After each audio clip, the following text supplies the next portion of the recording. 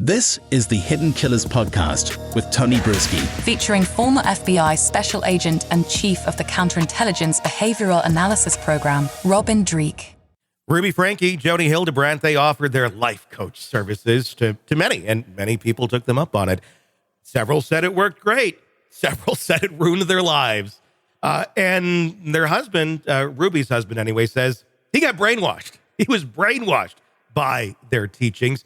And that's why he had no idea his children were being abused when Ruby ran away to go be with Jodi Hildebrandt and said, "You stay over there. Don't come visit."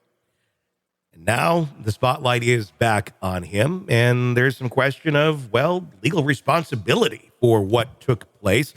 And should there be legal responsibility for what took place, considering he was not there being an active parent in their lives? Joining me to discuss, Robin Dreeke, retired FBI Special Agent. I guess that is the question. Brainwash. It's a pretty dramatic term to use for something like this. I was saying toxic codependency, because that kind of feels more in line with what this guy did. Whatever you want, honey, we'll do it, no matter how crazy it is. What are your thoughts? Yeah, I like that. Toxic codependency is a really good one. When I see things like this, all that really struck me mostly is that this is an unbalanced equation. Mm-hmm. I use this kind of framing in a lot of things I do in life when it comes to relationships, whether it's parents to children, spouses together, and friends and families and coworkers. You and I, it needs to be a balanced equation where someone is contributing as much as they're taking from that equation, because balanced equations between people make a healthy relationship. What we have here is an extremely unbalanced, unhealthy equation.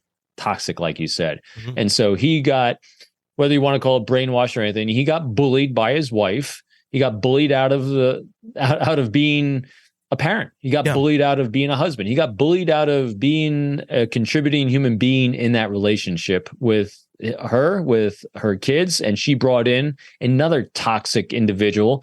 And the fact that the woman that she brought in, and what's her name? Hildebrandt, right? Yeah, Jodi Hildebrandt. Brought her in, and she is administering punishments on Ruby's kids. Like that cayenne pepper on the wounds and stuff. Are you kidding me? Yeah. Since when does a healthy relationship, one, resort to torture of children, and not just torture of your own children? This is someone coming from outside of your family into your family to administer those kind of punishments on your children and think it's okay and put it on YouTube. That is way out of balance for everything. I mean, and it's so shocking, some of these allegations of what went on with Kevin being out of the picture for all that time, 13 months or something, living in an apartment by himself. His attorney saying, look, he wanted to get back with his family. He would do anything and take anyone's advice who he thought was a professional. Well, Jodi and Ruby tried to present themselves as professionals, in air quotes as we can make that, and thought that, if I follow this line of thinking, I'll get my family back. Does that make Kevin a victim here as well, or just someone who really just was derelict in his duty of being a father? It's such a great question, because what we have is he didn't have a loving critic, as we had just been talking about, that was objective, because the people he's seeking advice and guidance from are the crazy people that were forcing him out to begin with. And there's a real cult mentality going on here. I mean, if you look at it, this actually has a lot of the definition of cult in it that Ruby and Hildebrandt were doing, because you have one mindset that you must adhere to. You're either with us or against us. They love bomb you at the beginning, and then they start escalating to negative things, negative impact on people where they're doing harm to children and also to him psychologically or financially. And so those are all the classic tells of a cult mentality. And so he was then going back to the cult and asking their opinion on how to get back into the cult. What do you think they're going to say? Mm-hmm. So he wasn't going outside of this collective. And they were using religion, like we've seen before, as their bedrock or the justification. Matter of fact, Hildebrandt was recommended by the church as a counselor. Yeah. That is a very toxic place. And if you keep going back to toxic places, you're going to get really, really bad answers on what to do next. Mm-hmm. And that's a scary thing. We see it all too often, especially places of trust, places of religion, unproportionately with LDS in this last year, at least with cases, for as small of a group as that is, and the amount of cases that have seemed to have sparked out of it, kind of shocking when you actually break all that down.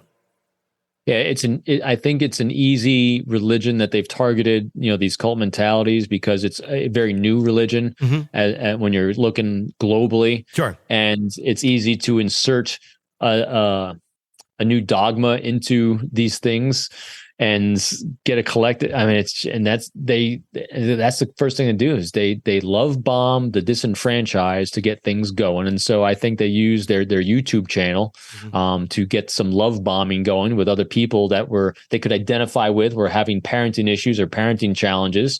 And these people wanted quick answers to a challenging child. So let's just torture them. Yeah. That's an easy fix.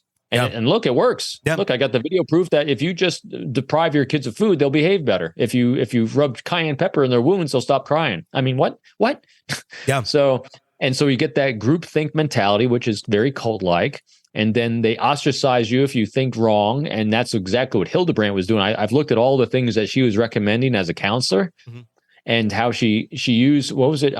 She told everyone, including him, that they're sexual deviants. Yeah. And you have to atone for your sexual deviancy. Yeah. So she used that one term for everything. She was actually dislicensed from practicing as well. So, and that's that right there. That's a scary part about the whole equation of Ruby Franke and Jodi Hildebrandt losing the license. But then just as quickly and just as easy and just as easy to bring new clients in. I'm not a counselor or a psychologist or a therapist anymore. I'm a life coach, which is something that's not regulated at all. I could be a life coach. You could be a life coach. Anybody can be a life coach with little to no education or any sort of training. And there are good ones out there. I'm not saying this to completely, just insult the whole industry, but that's how scary it is that you really have to look at who you're putting your trust into. And unfortunately, giving someone a title that sounds somewhat official, to 90% of people, that's all the further they're going to look. Oh, you got this title. That must mean something. You must have some authority. You say doing this to the kids works and this is that. Well, she's a life coach and a parenting expert. She was a toxic master manipulator that was recommended by the church. It just doesn't have the same ring to it, Robin. You can't put that on the website. And that's why she was successful in infiltrating herself into that culture. And then when she saw she saw Franke with a massive YouTube following. It's like, hey, I'll insert myself in here, take over this nightmare, and we'll really rack it up. Want to listen ad-free? Want advanced access to all of our interviews before anyone else? Become a True Crime Today Premium Plus subscriber on Apple Podcasts. You get every episode commercial-free. So you can binge on True Crime until you can binge no more. Search True Crime Today Premium Plus on Apple Podcasts now, or go to our podcast page and sign up now. More of the Hidden Killers podcast next.